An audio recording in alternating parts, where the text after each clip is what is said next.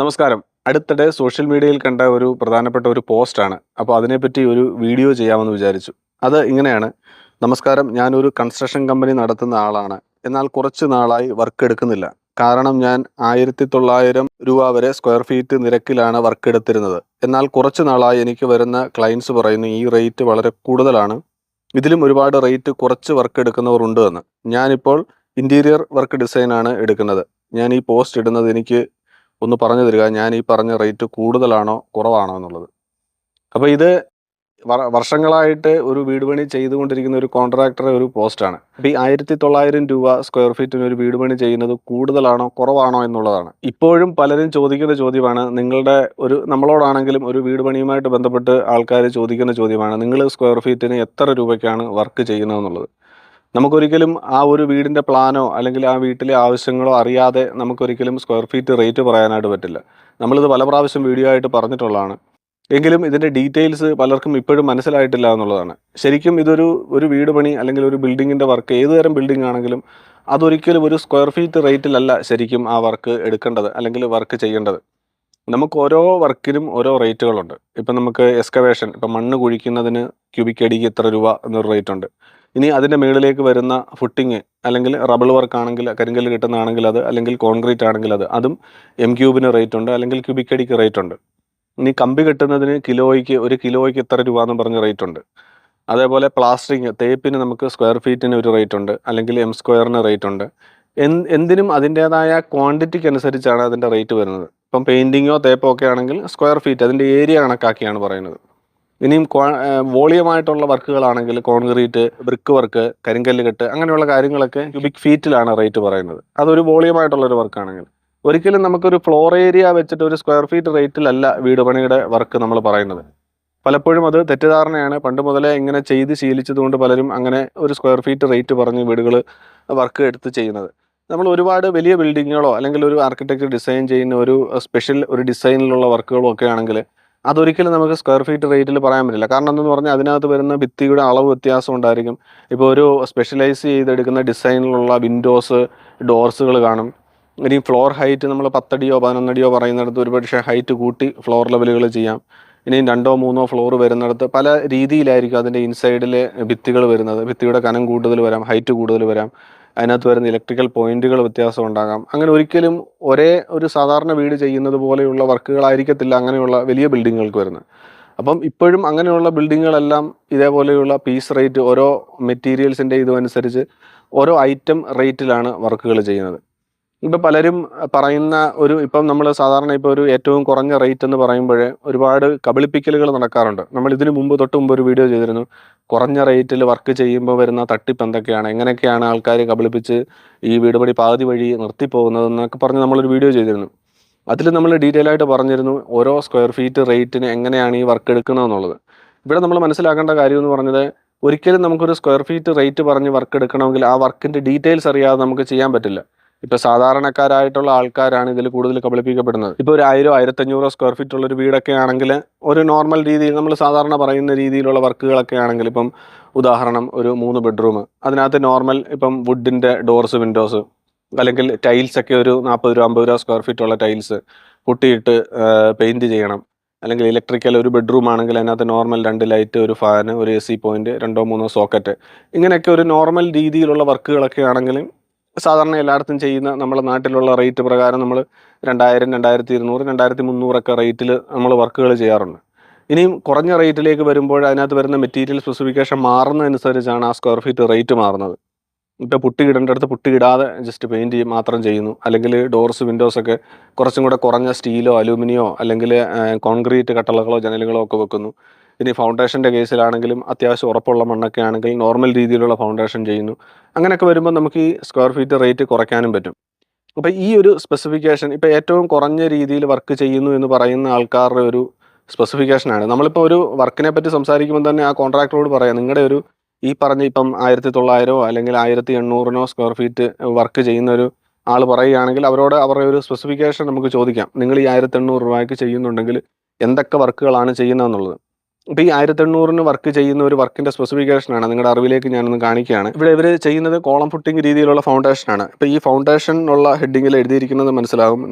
900 into 900 into 200 mm size footing, 8 mm diameter, bars 150 mm centre to centre. അതായത് column ഫുട്ടിങ്ങിൻ്റെ ഫൗണ്ടേഷൻ്റെ താഴെ വരുന്ന മാറ്റിൻ്റെ കാര്യമാണ് പറയുന്നത്. ഇവിടെ 90 ഇൻറ്റു 90 സെൻറ്റിമീറ്റർ ആണ്, ഒരു 3 അടി സ്ക്വയറിലുള്ള കോളം ഫുട്ടിംഗ് ആണ് പറയുന്നത്. അപ്പോൾ അത് ബിൽഡിങ്ങിൻ്റെ ഹൈറ്റോ അല്ലെങ്കിൽ ബിൽഡിങ്ങിൻ്റെ ലോഡോ അറിയാതെയാണ് ഇവരിപ്പം ഈ ഒരു ഡിസൈൻ പറയുന്നത്. അതിനകത്ത് ഉപയോഗിക്കുന്ന കമ്പി 8 mm കമ്പിയാണ്. കോളം ഫുട്ടിങ്ങിൻ്റെ മാറ്റിന് 8 mm കമ്പി ഉപയോഗിച്ചാൽ മതിയോ എന്നുള്ളത് നിങ്ങൾ ഇതിനെപ്പറ്റി ഒന്ന് സ്റ്റഡി ചെയ്യുക. സാധാരണ നമ്മൾ 10 mm അല്ലെങ്കിൽ 12 mm ഉള്ള കമ്പികളൊക്കെയാണ് ഇതിൻ്റെ മാറ്റ് ഫുട്ടിങ്ങിന് വേണ്ടി ഉപയോഗിക്കാറ്.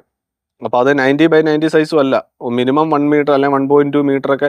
അത് നമുക്ക് അങ്ങനെ പറയാൻ പറ്റില്ല. നമുക്ക് ആ ബിൽഡിങ്ങിൻ്റെ ലോഡും ആ വീടിൻ്റെ വിസ്താരവും അതിൻ്റെ ഏരിയ അനുസരിച്ചൊക്കെയാണ് അതിനകത്ത് അതിൻ്റെ സ്ട്രക്ചറൽ ഡീറ്റെയിൽസ് വരുന്നത്. ഇതിപ്പോൾ കാണുമ്പോൾ തന്നെ മനസ്സിലായി ഇതൊരു ഫിക്സഡ് റേറ്റ് വെച്ചിട്ട് ആ ഒരു സ്പെസിഫിക്കേഷൻ പറഞ്ഞിരിക്കുകയാണ്. ഇനി അടുത്ത താഴോട്ട് വരികയാണെങ്കിൽ അവിടെ കോൺക്രീറ്റ് കോളം ഫുട്ടിങ്ങിൻ്റെ പറയുന്നുണ്ട്. അതും 20x20 60 mm size, 12 mm diameter, 4 bars ആണ് പറയുന്നത്. 20x20 സൈസാണ്. അതും നമുക്ക് ഡിസൈൻ അനുസരിച്ച് മാറ്റം വരാം. 20x20 ആകാം, 20x30 ആകാം, 20x40 വരാം. ഇപ്പോഴും വോൾ തിക്നെസ്സിൻ്റെ അനുസരിച്ച് ഒരു സൈഡ് 20 ആയിരിക്കും കൂടുതലും. ഇനിയും അതിൻ്റെ നീളം വീതി അനുസരിച്ച് അതിനകത്ത് 20, 40 അല്ലെങ്കിൽ 60 സെൻറ്റിമീറ്റർ വരെയൊക്കെ കോളത്തിൻ്റെ സൈസുകൾ മാറാം. ഇനിയും താഴേക്ക് വരികയാണെങ്കിൽ അവിടെ പ്ലിന്ത് ബീം, അതാണ് ഏറ്റവും പ്രധാനപ്പെട്ട ഒരു കാര്യം. പ്ലിന്ത് ബീം എന്ന് പറയുമ്പോൾ നമ്മളൊരു സാധാരണ 20x45 സെൻറ്റിമീറ്റർ, അതായത് നമ്മളൊരു 1.5 അടി ഹൈറ്റാണ് പ്ലിന്ത് ബീം സാധാരണ കൊടുക്കാറ്. ഇവിടെ എഴുതിയിരിക്കുന്നത് 20x35 സെൻറ്റിമീറ്റർ എന്നാണ് എഴുതിയിരിക്കുന്നത്. അപ്പോൾ അവിടെ തന്നെ പ്ലിന്ത് ബീമിൻ്റെ സൈസ് കുറച്ചാണ് കാണിച്ചിരിക്കുന്നത്. അതിനകത്തും 12 mm കമ്പിയാണ് പറഞ്ഞിരിക്കുന്നത്. എണ്ണം പറയുന്നില്ല, 12 mm കമ്പി എന്ന് മാത്രമേ പറയുന്നുള്ളൂ. അപ്പം ഈ ഒരു സ്പെസിഫിക്കേഷൻ വെച്ചിട്ട് അല്ലെങ്കിൽ 1800 1700 രൂപയ്ക്കാണ് നമ്മൾ റേറ്റ് ചെയ്യുന്നതെന്ന് പറയും. പക്ഷേ ഇതിനകത്ത് വരുന്ന ഡിസൈൻ നമുക്ക് മാറ്റങ്ങൾ വരുത്തണമെങ്കിൽ, ഇപ്പോൾ ഉദാഹരണം നമ്മൾ ഈ പറയുന്ന കോളം ഫുട്ടിങ് പറയുകയാണ്, ഇതിനകത്ത് 8 mm ആണ്, നമ്മൾ ചെയ്യുന്ന സമയത്ത് പറയുകയാണ് ഇത് 10 mm ആക്കണം അല്ലെങ്കിൽ 12 mm കമ്പി ഉപയോഗിക്കണം എന്ന് പറയുമ്പം അതൊക്കെ എക്സ്ട്രാ വർക്കായിട്ട് വരും. ഇപ്പോൾ നമ്മൾ ഉദാഹരണമായിട്ട് പറയുകയാണെങ്കിൽ 1800 രൂപയുടെ വർക്ക് നമ്മുടെ നോർമൽ ഡിസൈൻ അനുസരിച്ചും അതിൻ്റെ ഒരു ക്വാളിറ്റി ഉള്ള വർക്കിലേക്ക് വരുമ്പോൾ അതിൻ്റെ റേറ്റ് മാറും. അപ്പോൾ വർക്ക് പിടിക്കാനായിട്ട് 1800 രൂപയ്ക്ക് വർക്ക് എടുക്കുന്നു. പിന്നീട് ഇതിനകത്ത് മാറ്റങ്ങൾ വരുത്തേണ്ടി വരുമ്പോൾ അതിനനുസരിച്ച് ഘട്ടം ഘട്ടമായിട്ട് ഇതിനകത്ത് റേറ്റിൽ മാറ്റം വരും. മെറ്റീരിയൽസും അതിൻ്റെ വോളിയം മാറുന്നതനുസരിച്ച്, ക്വാണ്ടിറ്റി മാറുന്നതനുസരിച്ച് അതിനകത്ത് റേറ്റ് മാറും. അവസാനം നമ്മൾ പണി തീർത്ത് വരുമ്പോൾ ഇത് 2300 2400 രൂപ സ്ക്വയർ ഫീറ്റ് റേറ്റിലേക്ക് പണി മൊത്തം ടോട്ടൽ എസ്റ്റിമേറ്റ് മാറും. അപ്പോൾ നമുക്കൊരു വീട് പണി മൊത്തം കഴിഞ്ഞ് കഴിയുമ്പോൾ അതിൻ്റെ ടോട്ടൽ എമൗണ്ടിനെ ഈ ഏരിയ കൊണ്ട് ഡിവൈഡ് ചെയ്താൽ നമുക്ക് ആ റേറ്റ് വരുന്നത് ഏകദേശം 2300 2400 ആയിരിക്കും. അപ്പോൾ സാധാരണ നല്ല ക്വാളിറ്റി വർക്ക് ചെയ്യണം അല്ലെങ്കിൽ നല്ല രീതിയിൽ വർക്ക് ചെയ്യണമെന്ന് ഉദ്ദേശിക്കുന്ന കോൺട്രാക്ടറോ ബിൽഡറോ തുടക്കത്തിൽ തന്നെ അവർ ഈ റേറ്റ് പറയും. ഈ 2400 2300 ഈ പറഞ്ഞ രീതിയിലുള്ള നല്ല ക്വാളിറ്റി മെറ്റീരിയൽസ്, നല്ല രീതിയിലുള്ള അളവുകളും കാര്യങ്ങളും ഒക്കെ വെച്ച് ചെയ്യുമ്പം ഈ റേറ്റ് ആകും എന്ന് പറയുമ്പോൾ അവർക്ക് വർക്ക് കിട്ടില്ല. കിട്ടുന്നത് ഈ കുറഞ്ഞ റേറ്റിൽ വർക്ക് എടുക്കുന്നവർക്കായിരിക്കും. എന്നിട്ട് അവരതിനകത്ത് ഒന്നുകിൽ നമ്മൾ മുൻപ് വീഡിയോയിൽ പറഞ്ഞതുപോലെ പാതി വഴിയിൽ വർക്ക് നിർത്തി അവർക്ക് എങ്ങനെയും അതിൻ്റെ ഒരു 60% 70% പൈസ അവരുടെ കൈ കിട്ടി കഴിയുമ്പം വർക്ക് നിർത്തി അവർ ഇട്ടിട്ട് പോവുകയാണ് ചെയ്യുന്നത്. പിന്നെ ആ എമൗണ്ടും നമ്മുടെ കയ്യിൽ നിന്ന് മിസ്സാവും. ഒരിക്കലും അതിൻ്റെ വർക്ക് ഏകദേശം ഒരു ഫൗണ്ടേഷൻ പോലും ഒരു പക്ഷേ പണികൾ തീർന്നിട്ടുണ്ടാവില്ല, ആ പണി ഇട്ടിട്ട് പോകും.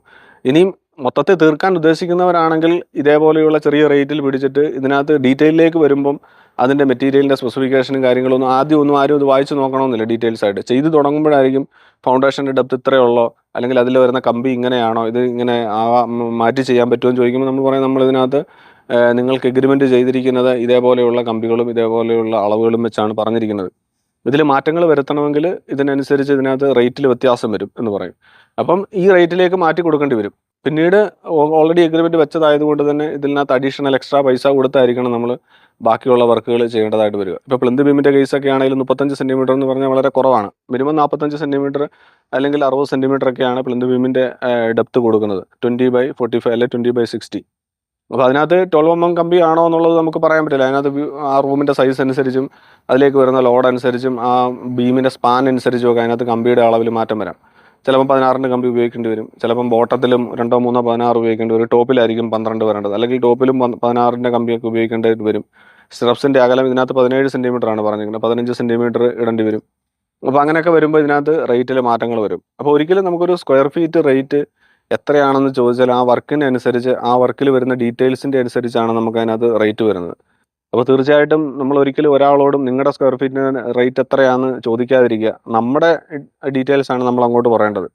നമുക്ക് ഇത്ര സ്ക്വയർ ഫീറ്റ് ഉള്ള ഒരു വീട് വെക്കണം, ഇന്ന കാര്യങ്ങൾ അതിനകത്ത് വേണം, നമുക്ക് വുഡ് കട്ടള ജനലൊക്കെ വുഡ് വേണം, അല്ലെങ്കിൽ സ്റ്റീൽ വേണം, നമുക്ക് പുട്ടിയിട്ട് പെയിൻറ് ചെയ്യണം, അല്ലെങ്കിൽ ടൈൽസ് ഞങ്ങൾക്ക് ബ്രാൻഡഡ് ആയിട്ടുള്ള ടൈൽസ് ഉപയോഗിക്കണം, അല്ലെങ്കിൽ 50 രൂപ സ്ക്വയർ ഫീറ്റ് ഉള്ള ടൈൽസ് മതി എന്നൊക്കെ പറയുമ്പോൾ അതിനനുസരിച്ചാണ് റേറ്റ് ഉണ്ടാക്കേണ്ടത്. അതിനനുസരിച്ചുള്ള റേറ്റ് മേടിക്കുക. അല്ല പലരോട് 2-3 ആൾക്കാരോടായിട്ട് കോൺട്രാക്ടേഴ്സിനോടോ ഈ റേറ്റുകൾ മേടിച്ചിട്ട് കമ്പയർ ചെയ്തിട്ടാണ് വർക്ക് കൊടുക്കേണ്ടത്. ഒരിക്കലും കുറഞ്ഞ റേറ്റിൽ വർക്ക് അല്ലെ കുറഞ്ഞ റേറ്റ് പറയുന്ന ഒരാൾക്ക് നമ്മൾ കണ്ണുമടച്ച് വർക്ക് കൊടുത്തിട്ട് അത് വെച്ച് വർക്ക് ചെയ്യിക്കുക എന്നുള്ളതല്ല അതിൻ്റെ ശരിയായ രീതി. അപ്പോൾ അങ്ങനെ വരുമ്പോൾ ഇങ്ങനെയൊക്കെയുള്ള പ്രശ്നങ്ങൾ വരാം. അപ്പോൾ അവസാനം ചെയ്തു വരുമ്പോൾ പണി ഒരു പക്ഷേ പകുതി വഴിക്ക് നിർത്തിപ്പോകാം. അല്ലെങ്കിൽ ഈ പറഞ്ഞ പോലെ ക്വാളിറ്റി കുറഞ്ഞ മെറ്റീരിയൽസ് വെച്ചിട്ട് വർക്കുകൾ ചെയ്യാം. അവസാനം ഫിനിഷിങ്ങിലേക്ക് വരുമ്പോൾ അതിനനുസരിച്ചുള്ള ബുദ്ധിമുട്ടുകളും വരും. അപ്പോൾ ഒരു വീട് നിർമ്മിക്കാൻ പോകുന്നവർ ഏറ്റവും കുറഞ്ഞ റേറ്റ് എത്രയാണ് തിരക്കുമ്പോൾ ഇങ്ങനെയുള്ള കാര്യങ്ങളും കൂടെ മനസ്സിലാക്കി മാത്രം നമ്മളൊരു വീട് പണി എഗ്രിമെൻറ്റ് ചെയ്യുക. അപ്പോൾ ഇന്നത്തെ വീഡിയോയിലൂടെ നമ്മൾ ഷെയർ ചെയ്ത ഈ കാര്യങ്ങൾ നിങ്ങൾക്ക് ഉപകാരപ്പെട്ടെങ്കിൽ തീർച്ചയായിട്ടും വീഡിയോ ഒന്ന് ലൈക്ക് ചെയ്യുക. അതുപോലെ ഉപകാരപ്പെടുന്ന ആൾക്കാർക്ക്, ആവശ്യമുള്ള ആൾക്കാരിലേക്ക് ഈ വീഡിയോ ഒന്ന് ഷെയർ ചെയ്ത് കൊടുക്കുക. അപ്പോൾ പുതിയൊരു വീഡിയോയിൽ പുതിയൊരു വിഷയമായിട്ട് വീണ്ടും കാണാം. എല്ലാവർക്കും നന്ദി. Thank you. Thanks for watching.